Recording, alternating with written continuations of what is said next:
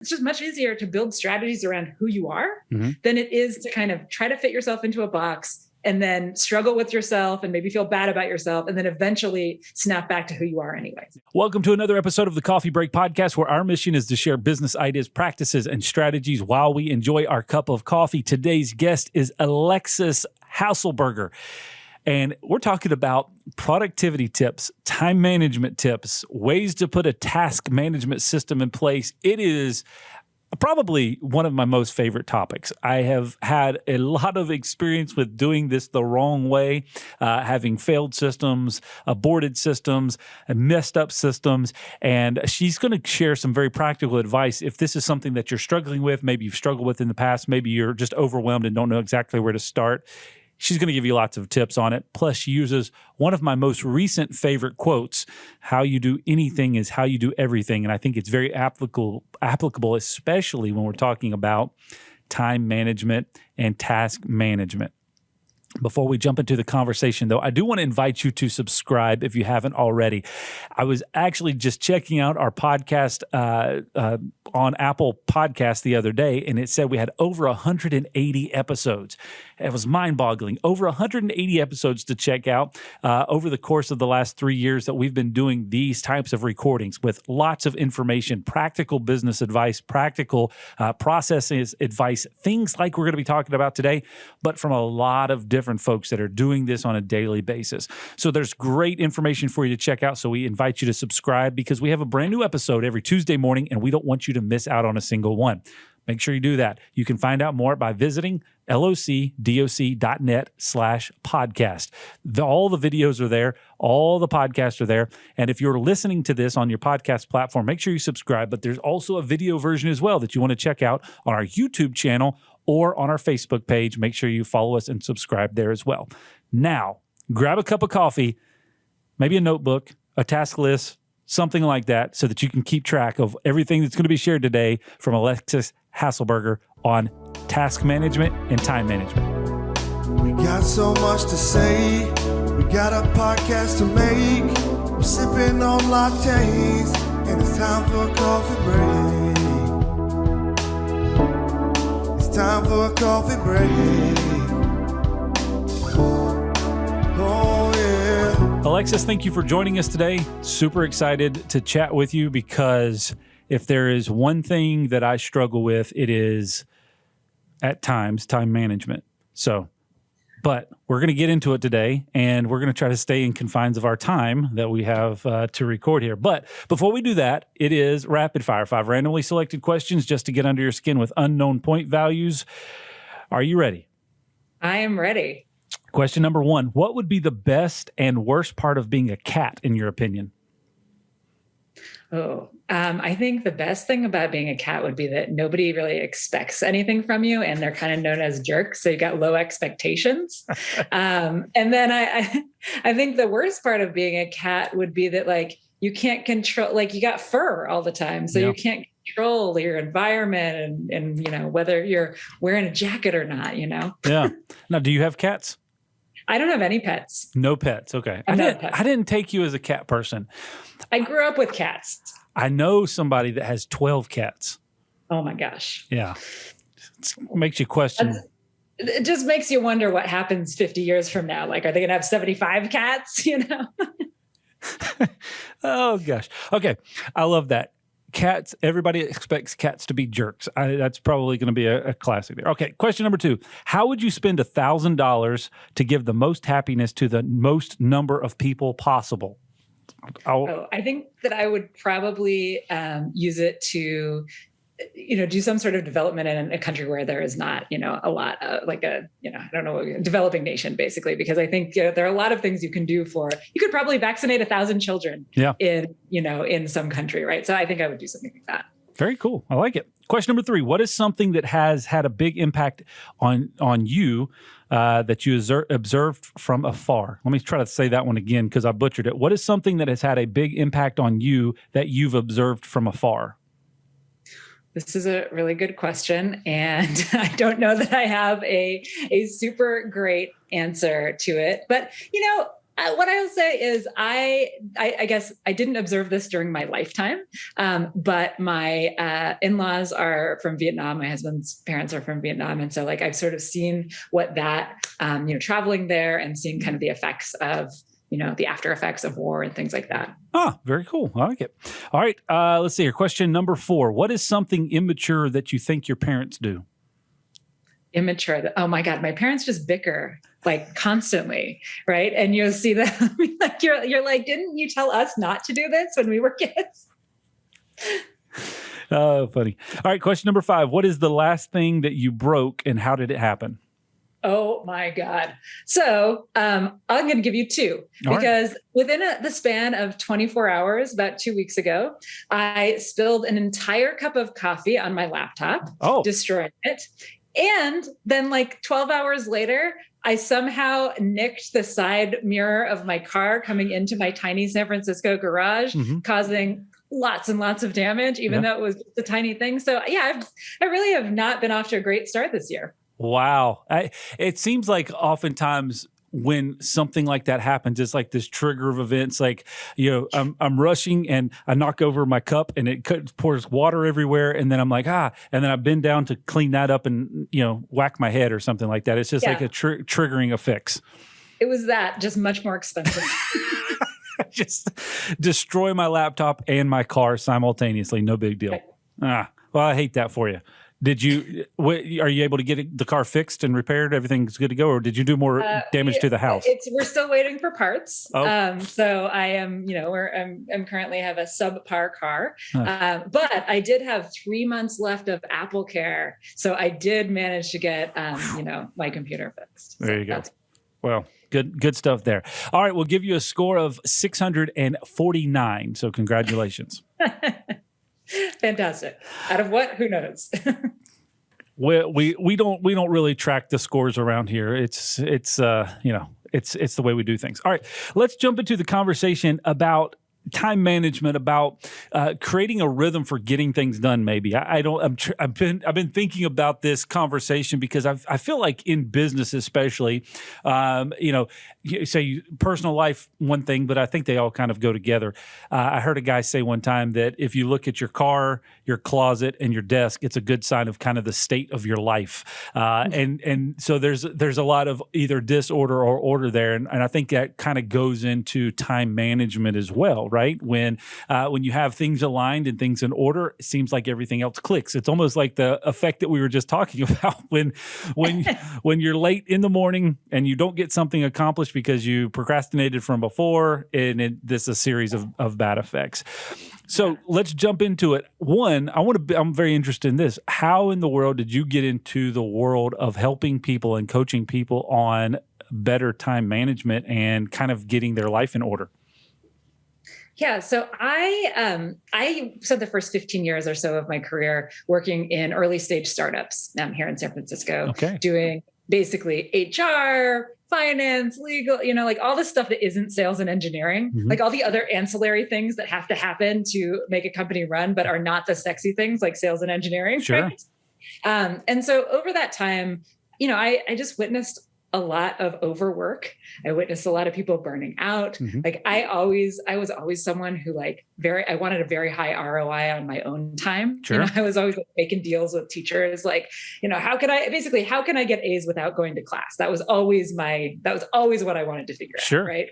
And so over time, I just started developing lots of strategies and, different techniques and things to help me to be able to to produce really good work and do it in the 8 hours I had to work every day, because I did not want to bring my work into the rest of my life. And then people started coming to me for that kind of stuff. It just became obvious that, I was producing great work, and I was not overworking. I was not staying at the office late. I had a couple kids along the way, and I saw people around me get super stressed when they had the same thing happen. And I just felt like let me just create systems for this stuff. And so eventually one of the CEOs I was working for said, "Hey, do you think you could just do a productivity workshop for everyone at the company? Because I think they could learn some stuff from like just how you're doing things." Sure. And I think that sparked something in my head, like, oh, this is a skill set that like I totally geek out over, that I love because it helps me to have a lot of time for myself.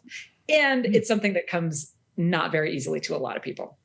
All right. So I want to kind of break that down a little bit because and I'll share some of my personal insights on this because I love the concept of productivity tools, but also I get distracted with not being consistent with using them. So, maybe we'll go hardcore in this one tool and then abandon it. And then I start another one. And then it just becomes this hard thing to understand where. So for instance, previously I still have it, a very intensive Evernote application. Yeah. I don't really use it anymore because, workflow has changed a little bit and there's different ways to access that information. So, the reason I bring that up is I think a lot of people like the concept of having good productivity habits, time management skill sets, and understanding how to get the most out of their time. A lot of people maybe are in the point where it just seems overwhelming and you just don't know exactly where to start. So what's the format? And a lot of people ask that question, like, what's the best app? What is the best process? How do you do this and that and the other? So I want to jump into that in just a moment. But before we get to there, I'm interested in this because of kind of a workflow understanding. And this may be a personality type, I don't know, but I want to ask this a little bit. It feels like a lot of people get bogged down when something is too broad. So maybe it's a big task and they just get bogged down with, hey, where do I start and how do I know where I'm going? How do I understand the progress? And then other people enjoy the ambiguity of one big task and one big goal, and let me just figure out my own path. Do you see that there's some consistency across from a personality perspective, or is it just different types of work styles that either embrace that or kind of people get stuck with it? Well, so there's a lot of questions in here. So I'm gonna start kind of at the beginning. So one thing is that like it's not about the tool. Like none of time management, none of productivity is about the tool. We all, I think, can look at our phones and see like a graveyard of abandoned task apps and things like that there. It is definitely not about the tool. But one thing that you did say that is really important is it is about the person, right?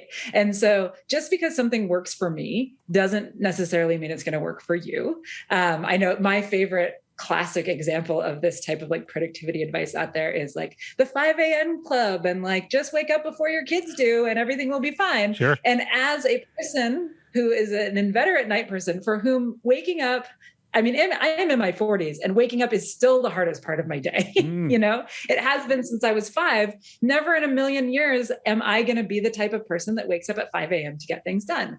Does that mean I don't exercise and I don't do all those things other people do at 5 a.m.? No, it just means I do them at different times, right? Sure. And so when I work with people, I always start from a position of knowing yourself better exactly as you are, because there are a bunch of different traits and tendencies and things that it's just much easier to build strategies around who you are than it is to kind of try to fit yourself into a box and then struggle with yourself and maybe feel bad about yourself and then eventually snap back to who you are anyways. Yeah. Right? Well, because I would imagine the worst part of that is feeling defeated in whatever it is that you try, and then you just feel defeated like, oh, I'm just never going to get this. Right. Or it's like you read a book, like amazing. You read a book, you read like Getting Things Done, right? By David Allen. It's like the seminal work. And he has so many amazing nuggets in there, right? But like, I couldn't implement it exactly how he did. It didn't work for me. Yeah. Like parts of it I took and I, integrated into my own system, but parts of it are like way overkill for like what I needed. Right. And so I think that people often also, it's like they read a book, they're like, this is the way it's done. This is the best way. This is the thing. And then they can't implement it. And then they feel bad, but that it wasn't written for them. Yeah. No, I appreciate you saying that. And I wanted to get you back on the, you were on a really good path and I interrupted you, but Michael Hyatt wrote a book called Free to Focus. And one of the things he talks about is these like power naps throughout the day to re-energize himself. And it's like, I like the concept of it, but it also makes me mad because I could never take a power nap in the middle of the day. And it's like a really great idea. And it's almost as if you can't figure out how to implement it. You're not doing something right, but it would never work for me. So I appreciate you saying that it's understanding you as an individual and the tools that will work for you. Right. Yeah. I mean, me too. I'm not a napper. I never have been. I mean, also maybe it's genetic. Both of my kids never napped for more than 45 minutes in their entire lives. So I feel sorry for you. We understand the frustrations HOA board members and property managers face when deciding the best solution for their HOA and pool security. Should we use a keypad, hand out keys, or install a key card system? Do we even need cameras? These are some of the questions that are difficult to navigate, and we're here to help. At Loc-Doc Security, we've spent over 20 years working with homeowners associations and property managers to find the system that best fits the pool and HOA needs.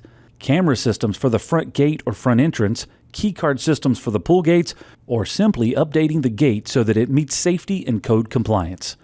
We like to take the guesswork out of the process to answer any questions and help find the right solution. Our mission is to help you protect your people and your property, and that includes pools. Contact our team today to schedule your free consultation for your community. And people listening to this might be like, well, that's not very helpful. Like, what am I supposed to actually do? Right. And so while everyone is an individual, when I work with people, I do have a specific arc that we go through. Right. Okay. And so we start from a position of like knowing yourself better exactly as you are so that we can try to fine tune which strategies are going to work.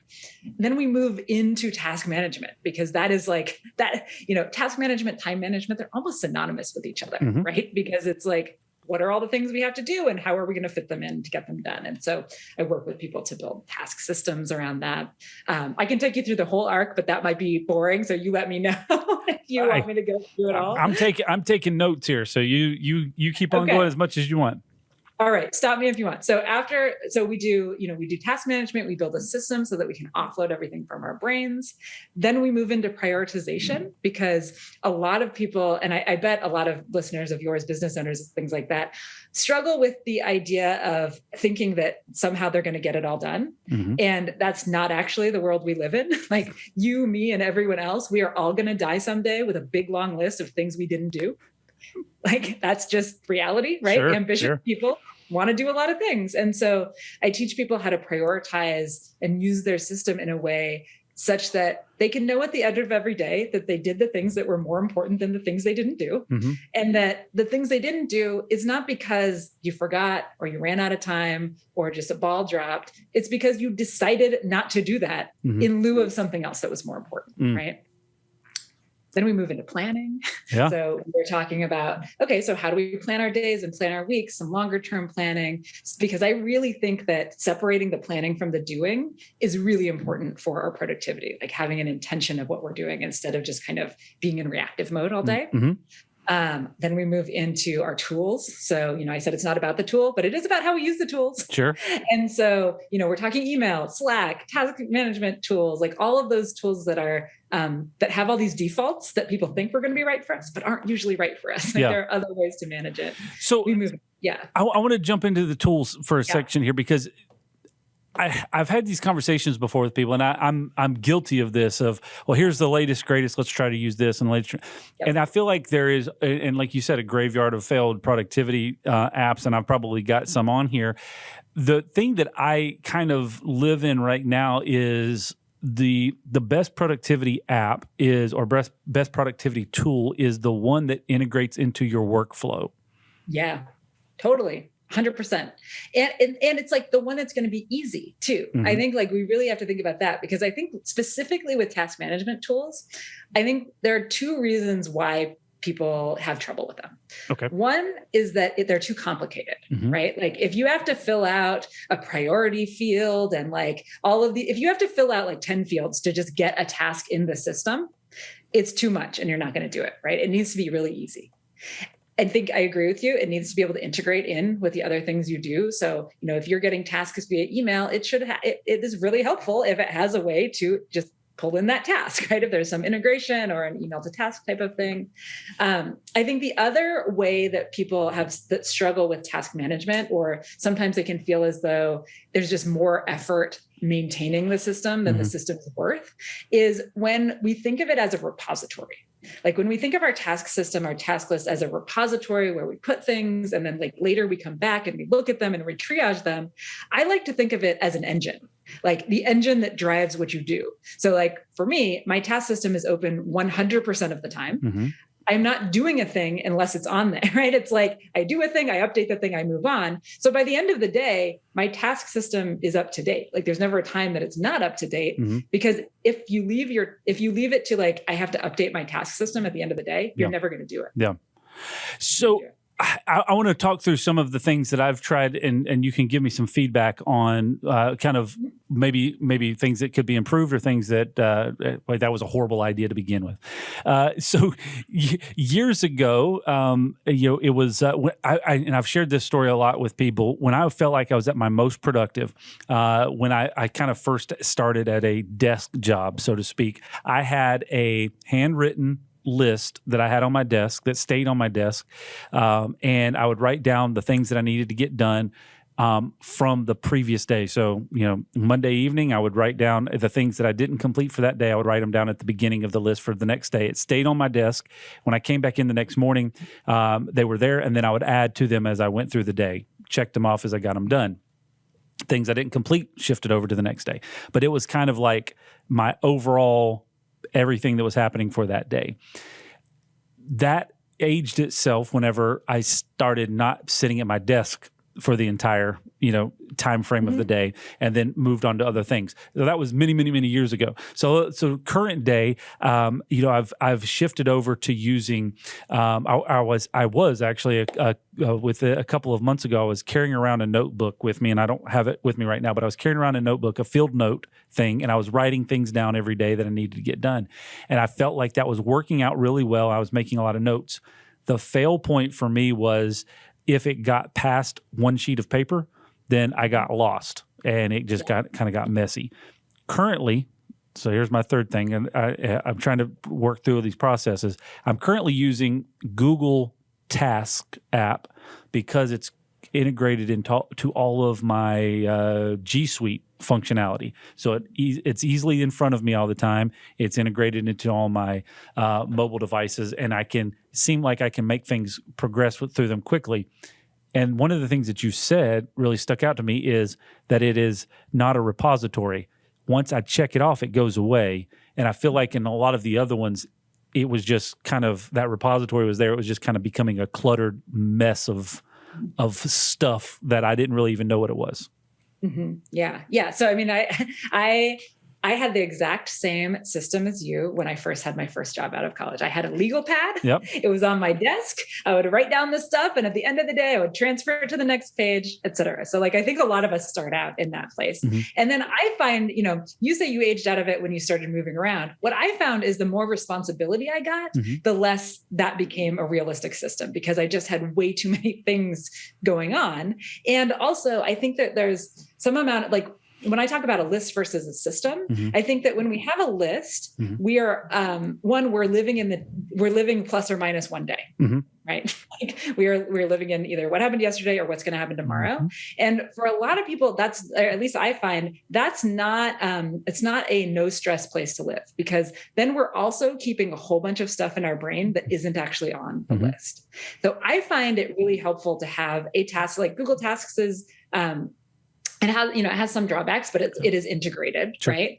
But what I find is any task system will work if it has 4 fields. Okay. Task name, some sort of description area where you can enter what your next steps are, right?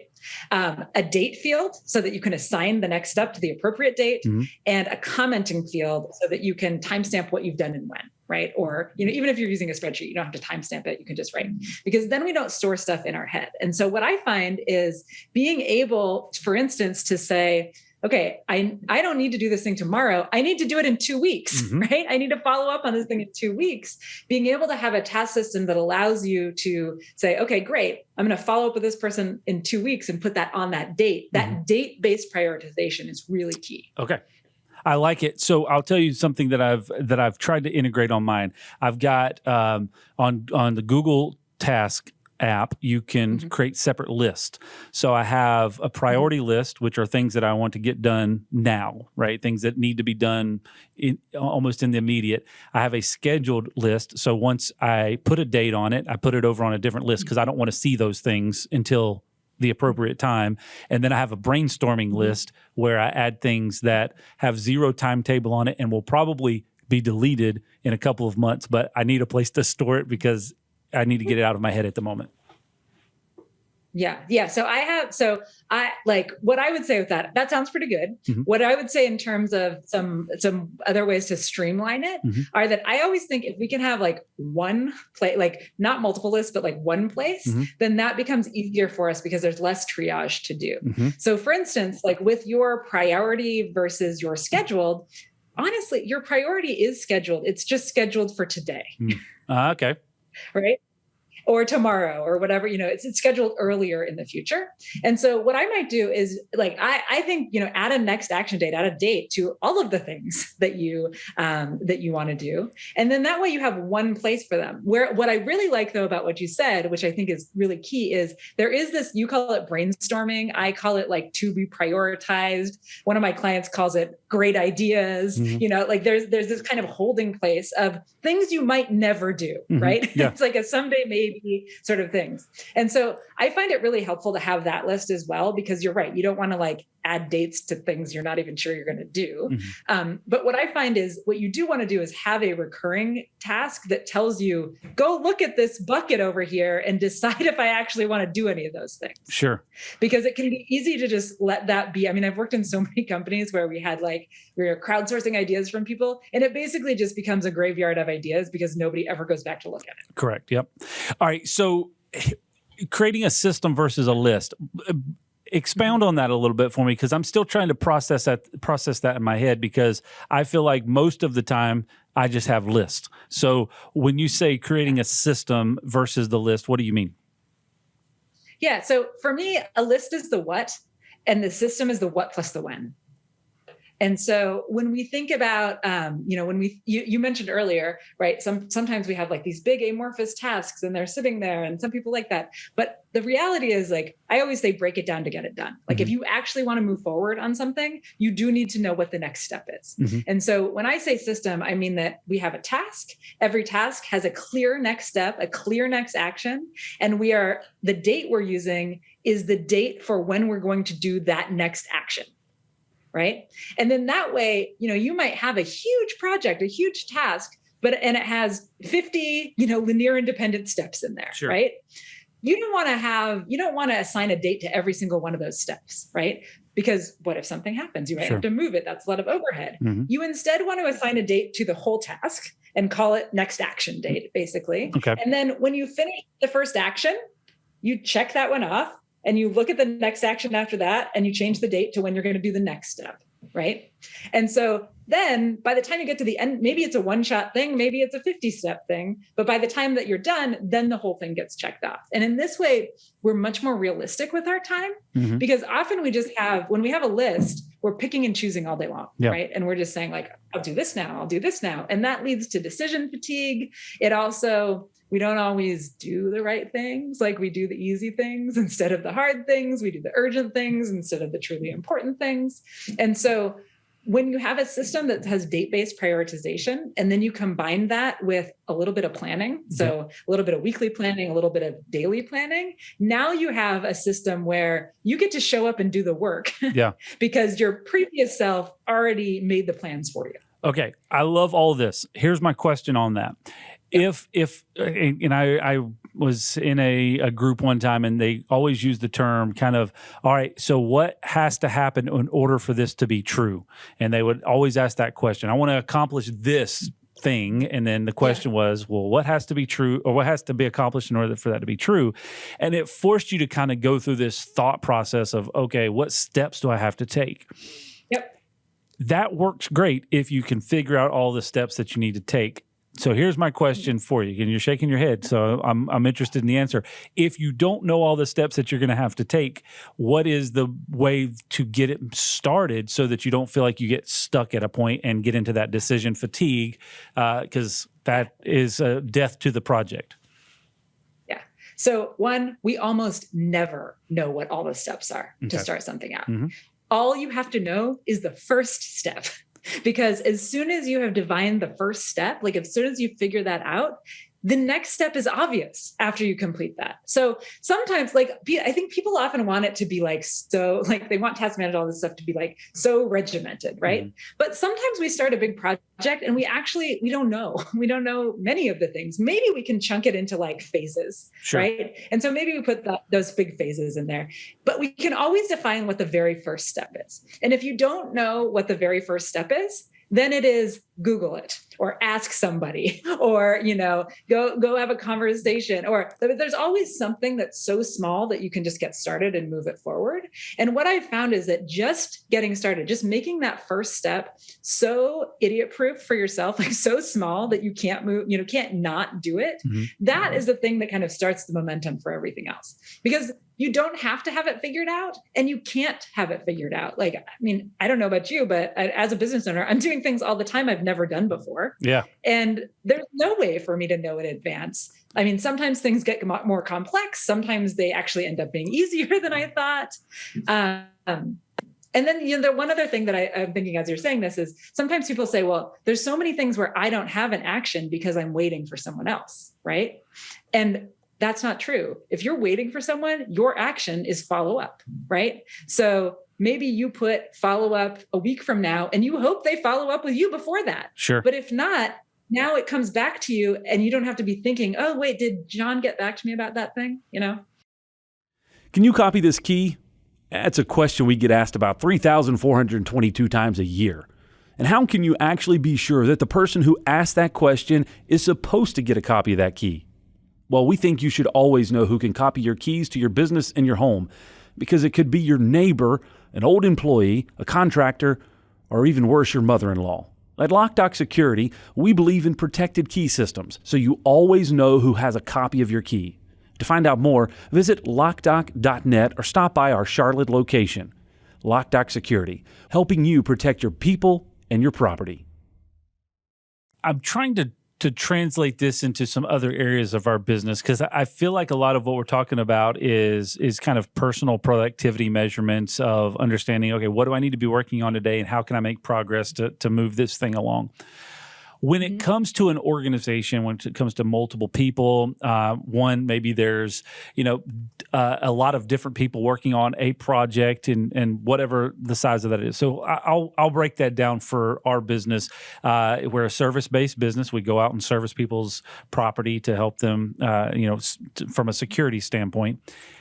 There are a couple of tasks, right, that need to be done at the beginning and end of every project. But the middle part of it, there's a lot of variety based off of whatever those specific tasks are. When we were working through our business management software, we tried to break things down into task-based systems because there is such a variety. When it comes to those types of things, so I guess I'm looking for some insight or some feedback or input maybe on when it comes to the, I guess, ambiguity or vagueness in the middle, especially when you're dispatching a lot of different people and there are so many different people involved in a particular project. What are some good rules to follow when you're talking about breaking things down in specific tasks?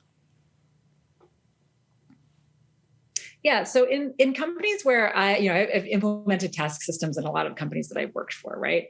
And what I find to be most helpful, right, is when everybody is actually using the same system, right? So that everyone can see what's assigned to them. And so you might have, I don't know exactly what software you're using or what project, but you may have a project. And then there are a number of different tasks that have to be done by different people at different times, right? And so those can all be inputted as part of the project. And as you get to the messy middle, where you don't know what's going to come up, people can add the things that do come up so that those can be, iterated on. I love task systems that are used collaboratively because it also helps to remove the need for like status update meetings and, a lot of communication back and forth, because everyone can see what everyone else is doing. They can see where things are. You can see where things are falling off. So I don't know if that answers your question exactly. No, I think maybe define it a little bit more. Yeah, no, I think you're kicking down the right path, or at least kind of helping me clarify it, because maybe what we see a lot of times is just the avoidance of breaking down a project into the smaller task. So. And so I'd be interested to hear some feedback, or say, okay, yes, you find that spending the time to break a project down into smaller tasks actually makes you more efficient, or it doesn't, because I think that's where you get a lot of pushback is, hey, don't burden me with breaking down into multiple tasks. Let me just go get it done. But I think you just sold me on the point of, well, it avoids progress meetings and all of those types of things, because it's very clear where we're at in the process. Yeah. And I think you're right. There is often pushback to using a task system. And I think it is for this reason that people feel as though it's going to slow them down. And what studies show is that any amount of time spent planning saves you time in execution. By, a couple of orders of magnitude, right? So there are some studies out there that say, 1 minute of planning saves you 10 minutes in execution. Other ones are a little more conservative and say that, if you spend some time planning up front, you'll save about 20% of the execution. You also avoid missing things and you can avoid a lot of mistakes. And I don't know if this is relevant for your business, but for a lot of businesses, there are basic templates that we can use so that we're not starting from scratch every single time. So I'm thinking about, back in my HR days and in startups, we would have a new hire, and I had built a new hire task template into our task system. And when we got a new hire, I would, click that button, and now 25 different tasks are populated with the right dates to the right people to be able to do those things. Now, are there going to be specific things that come up for that person because maybe they got a signing bonus and someone else didn't, or whatever? Yeah, of course. But now we can add those things in as one-offs instead of having to recreate the wheel every single time. Yeah, the 25 tasks are going to be true on everybody, and then the 10 that are variables, you add those as you need, but you at least know the ones that have to be consistently done. Right. That's right. Or better yet, put everything in there and delete the things you don't need, right? Yeah. That's a good idea. Hold on a second. Let me type that down. Because that's something that I think we struggle with a lot is, okay, you start to brainstorm something, all right, let's simplify it down, and then maybe we get those buckets too big of the task, or we minimize it down to the bare minimum, and then 75% of the time, I just made that number up, 75% of the time, it's not applicable to all of the projects. And so therefore we see it as a useless application because it's not there. Going to the extreme and then deleting the ones that you don't need will help you go through a mental checklist, even so that you've addressed all those issues. Yeah. I mean, I'll give you a really simple, like how to, we're talking business, but like all of, okay. Something you said at the beginning is, how can you apply the, how you do anything? Yeah. Basically the way that I say it is how you do anything is how you do everything. Right. And so. Come on now. Did everybody just hear that? How you do anything is how you do everything. I like it. Go ahead. All right. Yeah. And so I'm just going to give you a simple example of like a packing list for travel, okay. Right? All right. I have this list. It's called the ultimate packing list. Like that's what I call it, right? Yep. It's just a spreadsheet. And it has basically everything I could ever need for any type of trip, right? Mm-hmm. Whether it's going to be a fancy dress type of thing, whether it's going to be in the snow, whether it's going to be on a beach or whatever. And every time I go on a trip, I print this out and I just mark down the things I do need so I can pack those. But what it does is it ensures that like I never forget my bathing suit, right? Or because sometimes you're going to a trip in the snow, but there's going to be a hot tub. Yep. Okay, I want to give you two examples, and I want you to give some feedback on them because these are very interesting. And the packing list thing, I love the idea of it, and I've been made fun of a lot. But I have a spreadsheet whenever I go, especially on a long-term trip. I have a spreadsheet, know exactly what I need to pack because you don't want to get somewhere and forget something. Okay. Secondly, we have a standing appointment at home with me and my wife and my oldest daughter. My little boy is not quite yet engaged in the process, but he mostly just throws things at us. But anyways, we have a standing meeting every Saturday morning where we go through meal planning for the upcoming week. And the process starts and so we can utilize this as kind of maybe a template, and I'm trying to break it down for other aspects as well. We go through and say, okay, let's look at our calendar. What do we have going on this coming week? What nights are we going to do different things? Then we go in and we have pre-selected cards that we've made up of different meal options. And we go through and have everybody basically selects the 6 meals or whatever for that week. And from that, it dictates how we break down the shopping list. So we've tried to refine it down into being very structured in our shopping behaviors because oftentimes if you don't have a plan, right, how you do anything is how you do everything, you go to the store and you just roam through the aisles and you end up with all sorts of things that you don't actually need. So we go through that and then it breaks down and creates our shopping list. And then from there, we take that and we go get everything done. What are ways that could be improved or I guess we can start from there. And then from that, how can you apply something like that into other aspects of your day-to-day task management systems? Yeah. Yeah. Well, one, I love that we can geek out about meal planning. So, because, I won't surprise you to know that I'm a meal planner too, but it's interesting because I actually do things the complete opposite way that you do, but it's still an effective method. So what I do, in terms of like my meats and some things like that, I have a CSA for my vegetables, a CSA for my meat, and a CSA for fish. So I just have things like they're just delivered on a regular schedule. I don't know exactly what I'm going to get, but things come in. So I do the opposite form where I have an inventory of everything I have. And then when I sit down to meal plan, I plan from what I already have instead of planning from recipes and then going to the grocery store. But I think that's because I don't use recipes when I cook. So I'm not a recipe cook. So I think if you're someone who uses recipes and has like specific things, then the way you're doing it makes a lot of efficient sense. The way that I do it is like, I just will look at my thing and I'll be like, okay, we're having pork belly and broccoli on Tuesday. And I put that in my system, right? I have a Google Calendar for meal plan so that nobody ever has to ask me what's for dinner. There you go. And then in that way, if I know we're having pork belly on Tuesday, I put on my task list, take pork belly out of freezer on Sunday, right? So that when I'm doing the meal planning, now that also associates back to actually when I need to do the tasks so that I don't open the refrigerator on Tuesday and be like, oh no, the pork belly is still frozen, right? And so I think you can do like whatever works for you, right? I think you can do that. But I think what we're saying is we both have systems. Yeah, that's what I'm tracking with you on that. So even going back to the very beginning, talked about a task list is just a list of things and a system helps you manage it. Either way that you go about it is applicable to your particular whatever other structures that you have, and you've got an inventory-based system. So you're saying, hey, this is what's come in, so this is what we're going to use, and this is how we're going to use it, and then you process backwards. At the end of the day, we're both trying to accomplish the same thing, is when it comes time for dinner, you don't have to think about what you've got to make. It's there, it's ready to go, and you've just saved yourself a lot of time because you invested that 20, 30 minutes in getting it structured over the weekend instead of when the week is hectic. Right. Exactly. It's like you and I, we get to the same point, and that's that we never open the fridge and say, oh my God, what's for dinner, which saves us time and also money.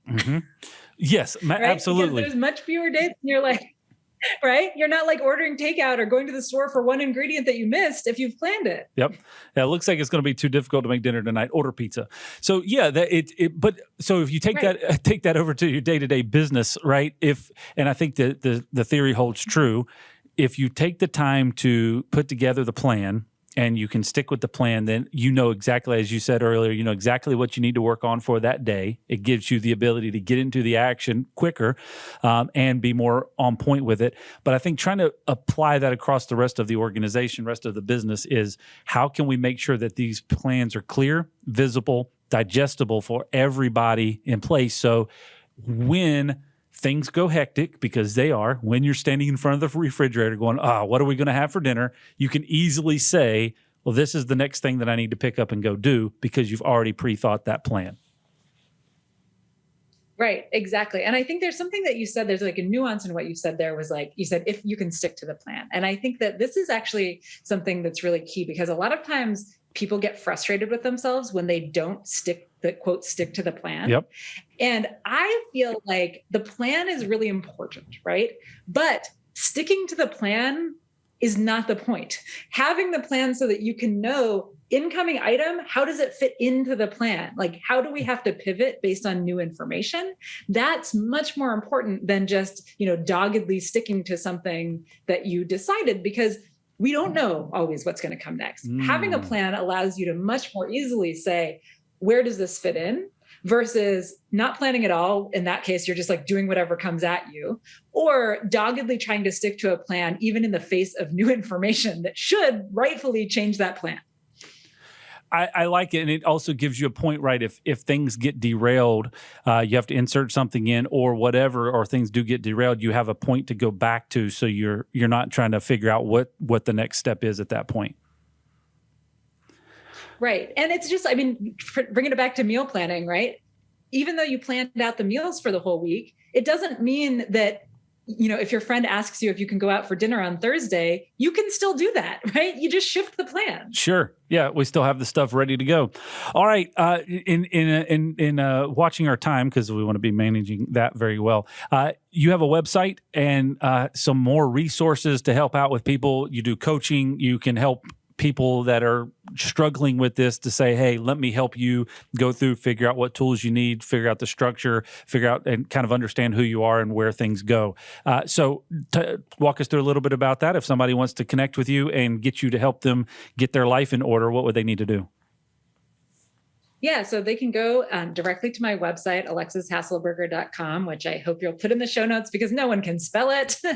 And they can sign up for a free consultation with me to just learn more, so I can learn more about your situation.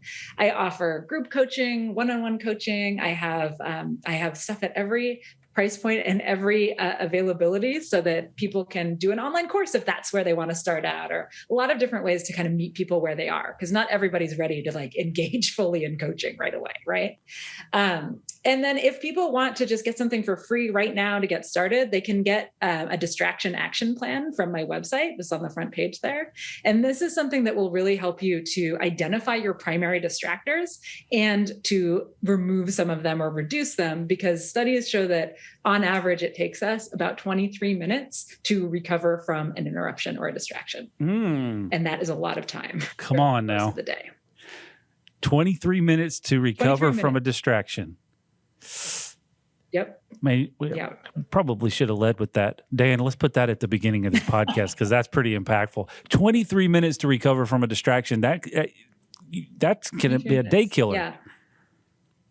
Okay. Yeah, totally. I mean, most people, the same study showed that most people spend about a third of their day just recovering from distractions. Well, great tools to help us prevent that. Get a system, run with the system, stick with the system, and get some success. Alexis, thank you very much for your time today. One, I enjoyed chatting with you and hearing about your meal planning activities. But two, great information that I think will help me understand how I can control my time better, but also I'm sure this episode is going to help lots of folks be able to implement these types of systems in their daily lives. Again, Alexis, thank you very much for joining us today. Glad to chat with you, and great to learn about your time management information, as well as, how to meal plan. So let's jump into it. If you haven't already, make sure you subscribe. We've got a brand new episode coming out next Tuesday morning at 9 a.m., and we don't want you to miss a single one. We've got tons of great information coming your way this year, plus all of the other episodes that we have for you to check out. Make sure you go through and search around there. You can find out all of that at locdoc.net/podcast. Thank you for joining us today, and we'll see you next time right here on the Coffee Break Podcast.